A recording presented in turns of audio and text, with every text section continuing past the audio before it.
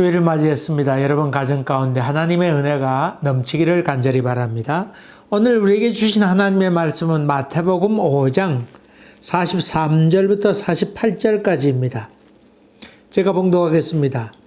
또 내 이웃을 사랑하고 내 원수를 미워하라 하였다는 것을 너희가 들었으나 나는 너희에게 이르노니 너희 원수를 사랑하며 너희를 핍박하는 자를 위하여 기도하라.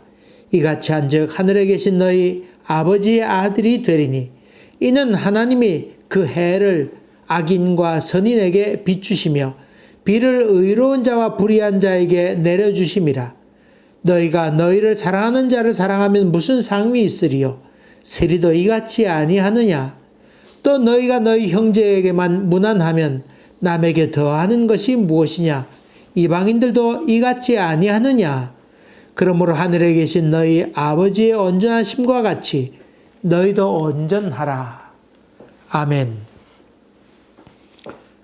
코로나 바이러스로 인해서 집안에 다들 많이 갇혀 있는데 이 일로 말미암아 화목하게 지내는 가정도 또 많이 있지만은 반대로 부부싸움을 하고 폭력이 점점 심해진다고 하는 그런 뉴스도 접하게 됩니다. 지난 주일이 가정주일로 지킵니다마는 우리 예수 믿는 사람들은 늘 가정주일이죠. 특별히 또 구별할 필요도 없다고 하는 생각을 갖습니다. 오늘 봉독한 말씀을 조금 더 들어가 봅시다. 우리 신앙이라고 하는 것은 도덕과 윤리 이런 세계를 넘어서면서 거기다가 신비의 세계까지 도달하는 세계이니까 쉽지 않은 세계가 곧 신앙의 세계라 얘기할 수 있습니다.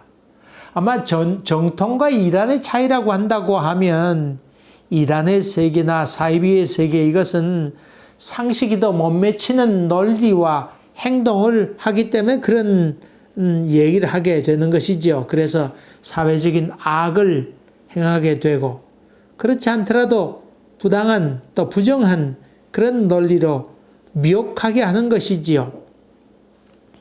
한데 이 기독교는 다른 종교와 비교해서도 더 높은 수준의 윤리와 가치관을 요구하고 있습니다. 그래서 더 어렵기도 합니다.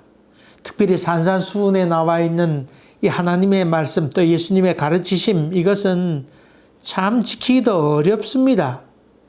그 중에서도 특별히 오늘 본문에 있는 말씀 이 참 이해하기도 참 어렵고 받아들이기도 힘든 그런 부분인 것을 봅니다. 첫째는 원수를 사랑하라는 말이고 또 너희 아버지가 너희 하나님 아버지죠. 아버지가 온전하심 같이 너희도 온전하라 그랬는데 이 다다르기가 참 힘든 세계를 요구하고 그런 가르침을 가르치고 있습니다. 막 기독교 전체를 얘기하면서 사랑의 종교라고 하는데 이 이웃에게 사랑을 베풀고 무엇보다도 주님을 닮아가는 것이라 그렇게 얘기한다 그러면 기독교에 아주 복음의 진수가 여기 나와 있다고 할 수 있겠습니다. 원수를 사랑하라. 어떤 부부가 있었는데 늘 사이가 좋지 못했습니다. 지나가다가 목사님을 만났는데 목사님이 안부를 물었습니다. 요새 잘 지내시오? 어떻게 지내시오? 그랬더니 아이고 요새 잘 지냅니다. 성경에 그랬잖아요. 원수를 사랑하라고. 그렇게 얘기하면서 지나갔다는 얘기를 듣습니다. 부부가 어떤 원수지간이 된다. 성경 말씀대로 원수를 사랑하듯이 그렇게 하고 있다. 그런 말이니까 서로 깊은 사랑의 관계는 아니다. 그런 의미로 그거 쓰였겠지요. 처음 이곳에 이민 와서 교회를 섬기게 되었는데 참 이민 온 사람들의 얘기를 많이 듣게 되었습니다. 더군다나 겨울에 이민 온 사람들은 좋은 겨울날 이 몬트리올에 눈이 잔뜩 옛날에는 지금보다 눈이 더 많이 왔다니까 어디 나가지도 못하고 그냥 이삿짐 이민 가방 큰 거 2개 들고는 와서 같이 이민 온 사람 같이 식사도 나누는데 식사라야 뭐가 있습니까? 라면 끓여 먹는 것.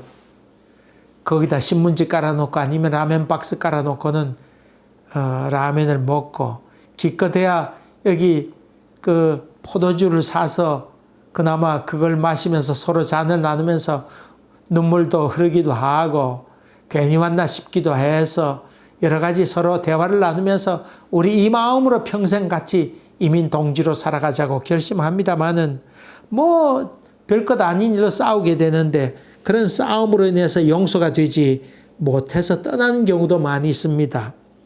물론 같이 더불어 계속해서 마음 상하는 일이 있어도 원수같이 싸우더라도 같이 한 울타리에 있게 되면 그 풀리기도 합니다. 뭐 좋은 점도 있고 나쁜 점도 있는데 풀리게 되는데 그렇지 않고는 그냥 다른 데로 훌쩍 떠나버리게 되면 평생 원수로 살아가게 될 때가 많이 있습니다.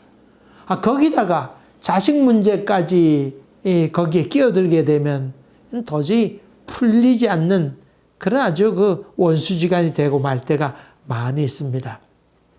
신방 갔더니 어떤 집사님이 괴로움을 호소했습니다. 자기 딸이 겨우에 아들과 서로 사랑해서 결혼 직전까지 가게 되었는데 그 부모가 반대해서 헤어졌다는 겁니다. 그래서 자기 딸은 다른 남자와 결혼해서 살다가 조금 살지 못하고 그만 헤어져서 자기 집에 돌아왔습니다. 자기 딸이 그렇게 있는 모습을 보게 되자 그 아버지, 어머니 마음이 많이 상하게 되고 그 원망하는 마음, 그런 마음 때문에 이 용서가 도무지 되지 않는다는 겁니다. 양심이 고우신 분이었는데 하나님께 기도해도 용서가 안 되고 어떻게 키운 딸인데 하는 생각과 함께 또 상대의 사람이 소위 예수를 잘 믿는다고 하는 사람이라고 하니까 더 용서가 되지 않는다는 이야기를 들었습니다. 어떻게 하면 좋겠는가? 근데 결국은 떠나고 말았습니다. 당사자 문제보다도 자녀를 괴롭히는 일이 있게 되면 더 용서가 쉽지 않습니다. 지난번에 성경부 시간에 말씀드린 것처럼 일본 놈들이 우리에게 행한 만행, 안 보았으면 못 느끼겠습니다만은 듣고 보고 체험한 사람들은 그런 게 대해 더 흥분하고 용서 못하는 경우 많습니다. 저희 부모님도 외놈들 하면서 아주 나쁜 자식이라고 그렇게 욕하기도 했습니다. 생체 실험도 하고 군함도 같은 데 끌려가기도 하고 위안부나 군인으로 저 남태평양까지 간 사람도 있지 않습니까? 그리고 대한민국 땅에 살면서 억울하게 당했던 차별 이런 거 생각하면 도저히 용서가 잘 되지 않는 것이지요. 독일 같은 경우에 나치 정권이 들어서면서 히틀러가 인종 말살 정책을 쓰게 되지 않습니까? 유대인뿐만 아니라 여러분이 잘 아는 집시들도 수많은 사람들이 죽었습니다. 예루살렘에 가게 되면 예루살렘에는 전쟁 박물관이 있습니다. 거기 나치 사람들이 유대인들을 많이 죽였던 그런 장면을 사진으로 이름을 다 새겨 놓으면서 거기 전시해 놓았습니다. 거기 사람의 몸에서 나오는 기름으로 짜낸 비누도 거기 있고 머리칼도 있고 또 이에서 뽑아낸 금리도 거기 있고 참 거기 들어가게 되면 웃음으로 들어갔다가 다 숙연한 자세로 나오게 되지요. 거기에 맨 마지막에는 나올 때는 망각하는 백성은 망한다. 그런 말로 써있던 것을 제가 지금 기억합니다. 여러분 유대 얘기 가운데 그런 말이 있지 않습니까? 용서를 하라. 그러나 잊지는 말라. 여러분 이게 참 좋은 말입니다. 근데 말이 되는 이야기입니까? 그런 만행들을 생생히 기억하면서 용서가 되는 겁니까? 더 분노의 마음 나오지 않겠습니까? 말은 고상한 표현이지만은 용서하면 잊어야 될 것 아닙니까? 못자국이 손바닥에 계속해서 남아있다고 하는 것은 그거 볼 때마다 참 괴롭다고 하는 것이고 또 네가 어떻게 하나 지켜보겠다 이런 것이 과연 용서일까요? 다음에 용서에 관한 얘기를 조금 더 하겠습니다만은 과연 지켜보겠다 이것이 용서는 아니라 생각되는데 어쨌든 유대인은 그렇게 표현합니다. 어릴 때 명절 되면 저희 어머님이 고기를 많이 사가지고는 그 미리 그 외삼촌 댁에 그걸 들고 가도록 갖다 드리라고 그렇게 해서 제가 갔던 적이 한두 번이 아닙니다. 명절 때마다 그랬으니까 1년에 몇 차례 줄 것 아닙니까? 한데 언제부터인가는 가지 않게 되었습니다. 왜냐하면 아버지가 많이 화가 나 계셨습니다. 어느 날 아버지가 어머니에게 황달이 왔는데 병원에 가려고 했지만은 그 당시는 병원에 갈 형편이 못 됐던 것 같습니다. 그래서 외삼촌에게 얘기해서 돈 얼마 좀 보내라고 그랬는데 아마 거절당했던 것 같습니다. 우리 아버지가 그 외삼촌 하는 사업 돈도 다 됐고 그분이 살고 있는 집도 저희 아버지가 마련해 준 집이고 또 거기다가 우린 뭐 그때 사업이 좀 어려워져서 병원에 갈 형편이 안 됐던 모양인데 황달이 왔는데 자기 누이 동생이 아파서 돈을 좀 보내달라는데 돈을 보내주지 않았다는 겁니다. 그러면서 아버지 말씀은 어떻게 남매지간에 그럴 수가 있냐고 절대 가지 말라고 그래서 그 이후로 몇 년 동안 그 외삼촌 댁에 가지 않았습니다. 물론 여러 해 후에 용서하고 오가는 형편이 되었습니다만은 용서가 쉬운 것이 아닙니다. 아마 집집마다 다 그런 경험이 다 있으리라 생각합니다만은 용서가 참 쉽지 않습니다. 사랑하는 사람 아니면 형제, 식구 이런 분들 서로 뭐 주고받고 하는 거야 당연하겠습니다만은 성경에는 그건 당연하지 않느냐. 원수를 사랑해야 된다. 그래야 하나님의 아들이 된다. 그런 얘기를 하고 있습니다. 오늘 아까 봉독한 말씀 45절 중간에 그 해를 악인과 선인에게 비추시며 비를 의로운 자와 불의한 자에게 내려주심이라. 이 말이 뭡니까? 태양빛을 악인과 선인에게 비춰주고 또 비를 의로운 사람이나 불의한 사람이나 다 골고루 나눠준다. 그런 말이잖아요. 다시 말하면 하나님께서 햇빛을 선인에게도 주고 악인에게도 주고 또 비를 의인에게도 주고 불의한 사람에게 골고루 주듯이 너도 그렇게 하라 하는 말이지요. 세리도 다 자기 사랑하는 사람, 자기 좋아하는 사람, 사랑하는 사람을 사랑한다. 이 세리도 그같이 한다는 말은 세리는 인간 취급받지 못했고 또 앞잡이로서 소위 영혼을 팔아먹은 사람으로 영혼이 없는 사람이라 생각하지 않았습니까? 영혼 없는 사람도 저렇게 생각하는데 그게 뭐가 그렇게 잘했단 말이냐? 중요한 것은 원수를 사랑하는 것이다. 인간이라면 영혼이 있는 인간이라면 원수를 사랑해야 된다. 참 맞는 말씀이죠. 그런데 참 지키기가 참 어렵습니다. 오늘 원수사랑에 관한 얘기가 한 가지 나오고 또 하나 또 어려운 점은 너희 아버지 온전하심 같이 너희도 온전하라. 이 말도 참 어려운 말입니다. 여러분 이 말 되는 얘기입니까? 우리의 수준, 우리의 가치, 우리의 마음씀과 행동 이런 모든 수준을 누구에까지 올리라는 말입니까?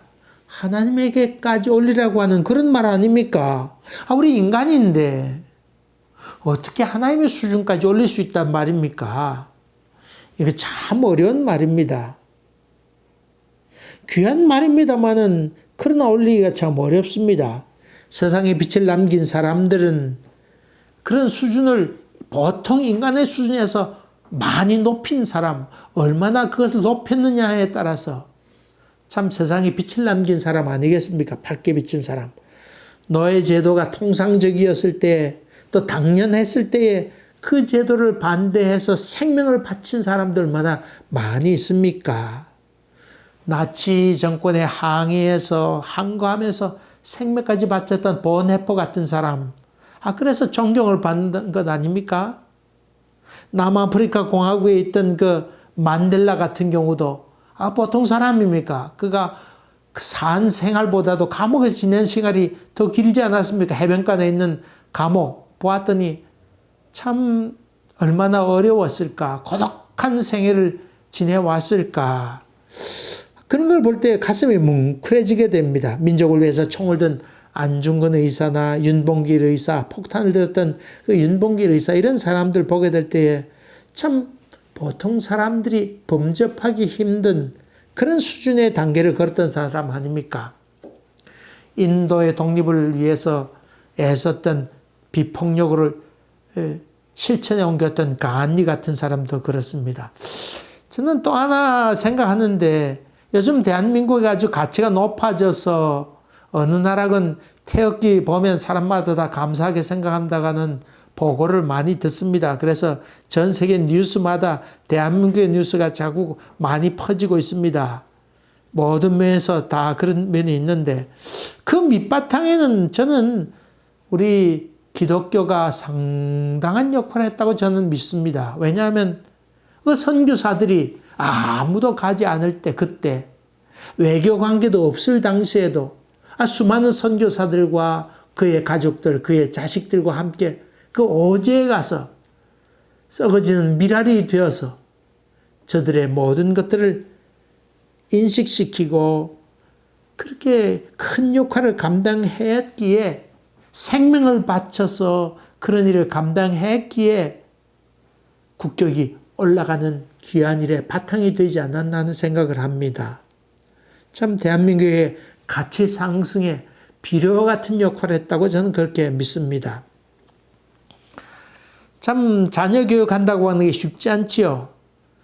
보통 일반적으로 자기 출세, 성공, 그것을 추구합니다마는 우리 자녀 교육을 하는, 기독교의 자녀 교육하는 근본적인 이유 가운데 하나는 사회에 이바지하는 것이고, 보다 나은 세상을 향하여 가기 위한, 또 보다 평등한 세상, 정의로운 세상을 추구하기 위해서 거기에 쓰임받는 일꾼이 되라고 가르치는 것 아니겠습니까? 그런 점에서 참 귀한 것이지요. 배워서 남주나 하면서 다 내가 할 건데, 그런 얘기를 합니다마는 우리는 예수 믿는 사람은 배워서 남준다. 그것이 우리의 가치관 아니겠습니까? 여러분이 잘 아는 그 시민혁명의 큰 미끄럼이 됐던 그런 사람이 있는데, 그 사람은 바로 장작 루소라고 한 사람 아니겠습니까? 루소가 얘기하기를 자연으로 돌아가자, 그런 얘기를 했는데, 이 자연으로 돌아가자고 하는 얘기는 뭐 자연주의를 얘기한 것 아닙니다. 인권은 태초에 하나님께서 천지 창조를 하셨을 때 누구는 가치가 있고 누구는 가치 없고 그렇게 탄생한 것 아니고, 인간을 흙으로 빚고 또 자기 형상대로 만들었던 그 하나님께서 만든 인간의 형상이 누구에게나 똑같다고 하는 평등 사상을 얘기한 것 아닙니까?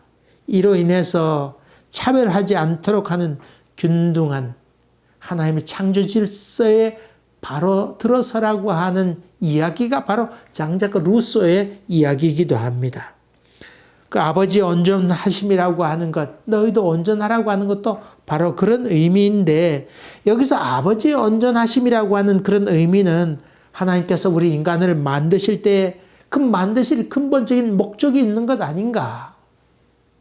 종교적으로, 도덕적으로, 윤리적으로 더 깨끗하게 살라고 하는 것은 사실 말할 것도 없고, 하나님의 창조 목적이 있는데 그 목적에 부합하도록 살라고 하는 그런 뜻입니다. 하나님께서 선하게 이 세상을 창조한 것처럼 너희들도 선하라고 하는 그런 의미입니다. 그런 의미로 본다 그러면 이 예수님께서 하신 말씀은 너희가 착하고 바르게 살고 원수를 사랑하고 그렇게 하는 건 말할 것도 없는 일이다. 말할 것도 없는 일이다. 그런 의미지요. 그런 의미입니다. 그리고 그러면서 너희 사명을 감당해내라고 하는 그런 뜻입니다. 개인적으로 하나님의 만드신 목적과 의도가 있을 것 아닙니까? 그것을 깨닫고 성취하라고 하는 말인데, 도덕적으로 윤리적으로 말할 것도 없거니와 더불어 사는 삶에 있어서 남에게 꼭 필요한 존재로 너희가 살아가라고 하는 얘기입니다. 폐를 끼치는 존재가 아니고 꼭 돕는 존재로, 필요한 존재로 살아가라고 하는 말입니다. 얼마 전에 그 세계 테마 기행가 다큐멘터리 이렇게 하는 것을, 여행하는 것을 보았습니다. 어떤 오지에 갔는데, 그 오지에 갔더니 그 비탈길에 아주 척박한 땅에 그 나무를 심었습니다. 포도나무를 심은지 호두나무를 심은지 뭐 기억에 없습니다만은, 이걸 심으면 언제 거둡니까? 그랬더니, 몇 년이 지나야 그것이 올바른 결실이 이루어집니다. 열매도 크게 됩니다. 영감님, 지금 영감님이 살아야 얼마나 살겠습니까? 그런 생각에 속으로, 이거 참, 그럼 당신이 이거 먹지 못할 것 아닙니까? 그렇게 그 할아버지한테 물었더니, 이거 지금 내가 심는 것은 내 아들이 먹고 내 손자를 먹기 위한 것입니다. 나도 지금 이것을 따먹고 있지만은 이것은 할아버지가 심은 것이기 때문에 내가 먹는 것입니다. 자기가 심은 것도 아닌데 할아버지가 심은 것이기 때문에 내가 먹지 않느냐고. 그것처럼 내 후손도 내가 심은 것을 먹게 될 것입니다. 참 그것을 들으면서 참 귀한 생각이다. 참 귀한 생각이다. 그런 생각을 가졌습니다. 근데 성경은 그것보다 더 나은 것을 요구하지 않습니까? 네 자식도 그렇게 하는데 한 걸음 더 나가서 원수를 사랑해라. 이게 참 쉽지 않은 일입니다.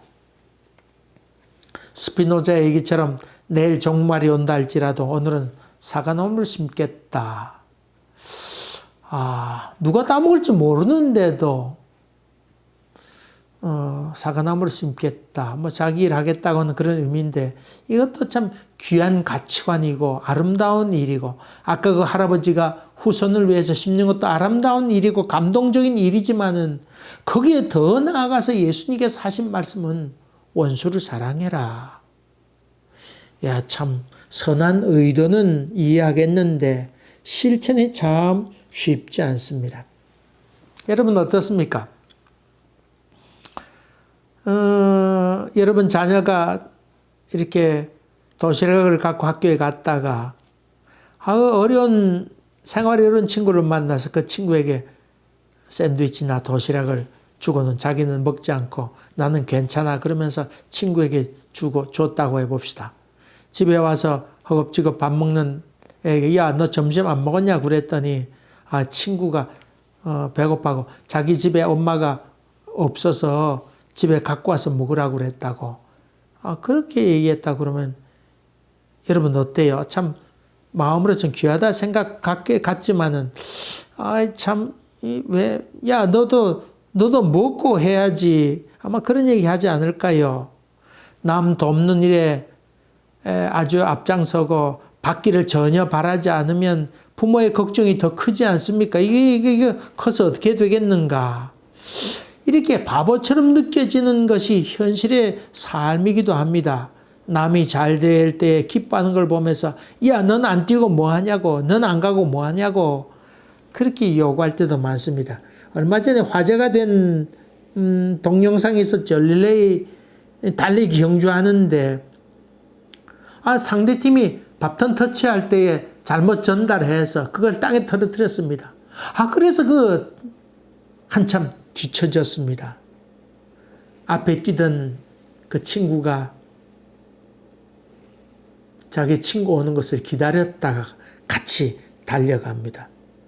여러분, 이 화제가 됐다고 하는 게 뭡니까? 저 바보 같다고 하는 얘기 아니겠습니까? 그리고 화제가 됐다고 한 것은 자기는 달려야 되는데 왜 저렇게 됐다. 우리에게 감동을 준다고 하는 것도 보통의 삶과는 달랐다고 하는 의미 아니겠습니까? 참 그런 세상에 우리가 삽니다. 이렇듯 원수를 사랑하고 하나님의 온전한 같이 너희도 온전하라고 하는 이런 요구는 모두 도달하기가 참 어려운 요구입니다. 그러면 예수님께서는 이 도달하기 힘든 것을 요구하신 것일까요? 성경에는 여기에 대해서 예수님께서 명쾌한 얘기를 하고 있습니다. 너희가 원수를 위하여 기도하라. 이 기도하라고 하는 것은, 그들을 위하여 기도하라고 하는 것은 그냥은 용서 못한다. 그냥은 너희 힘으로는 온전한 데 이르지 못한다. 그런 의미지요.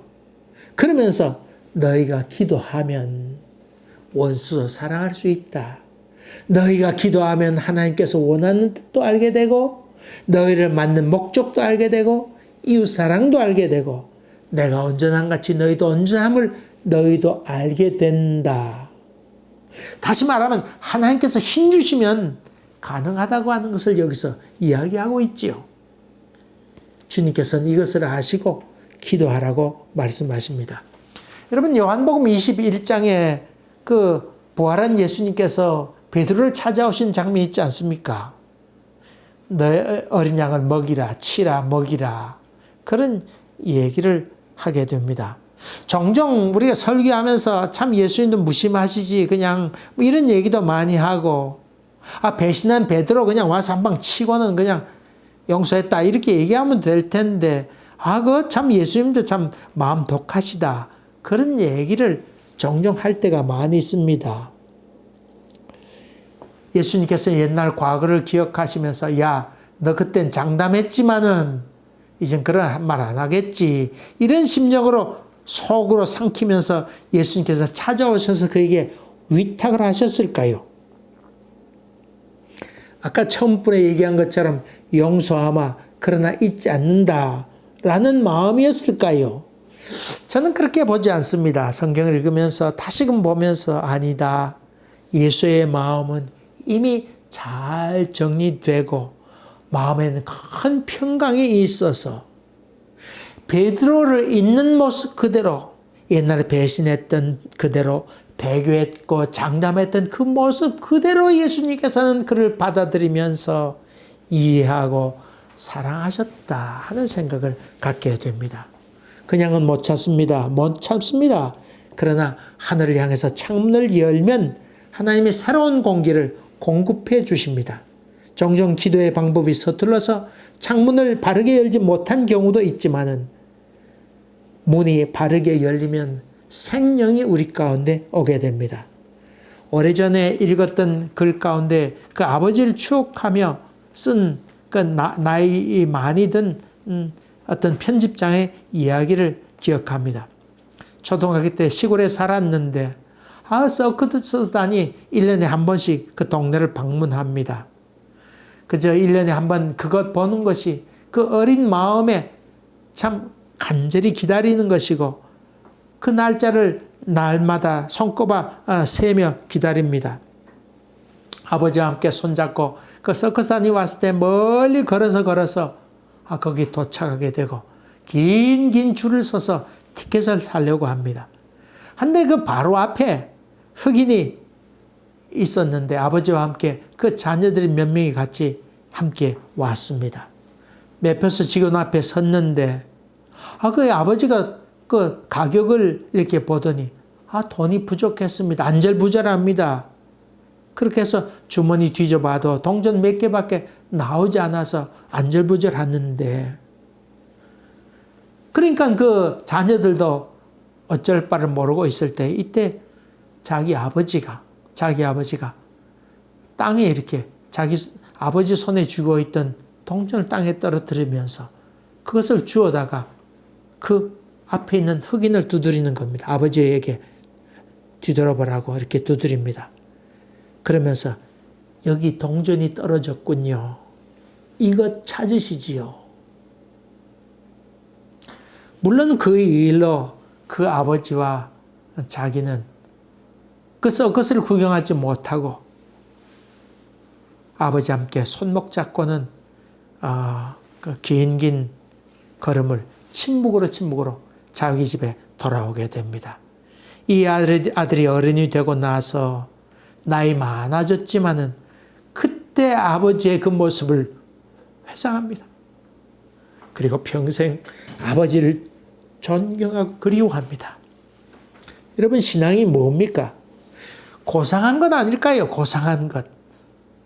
사랑 못할 것 같은 상황에서 베풀 수 없는 벽 같은 상황에서도 말씀에 의지하여 순종하고 도무지 이룰 수 없는 것 같지만은 무릎 꿇으며 기도하고 그리고 순종하는 아름다움, 그런 고상함, 이것이 신앙 아닐까요?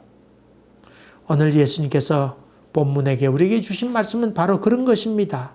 야, 믿음으로 산다고 하는 것은, 신앙으로 산다고 하는 것은 이런 고상함이다. 너희 하나님 아버지의 온전함 같이 너희도 온전하라. 그 말은 바로 그런 의미가 담겨 있다고 봅니다. 사랑하는 교회 여러분, 자녀들과 함께 있게 되니까 부딪히는 일도 있고 어려운 일도 있겠습니다만은 그럴 때마다 더욱더 하나님께 무릎 꿇고 기도하고 또 자녀들과 함께 기도하자고 하면서 기도의 가르침을 잘 심어준다고 하면 여러분은 좋은 부모요, 또 좋은 자녀가 되리라 믿습니다.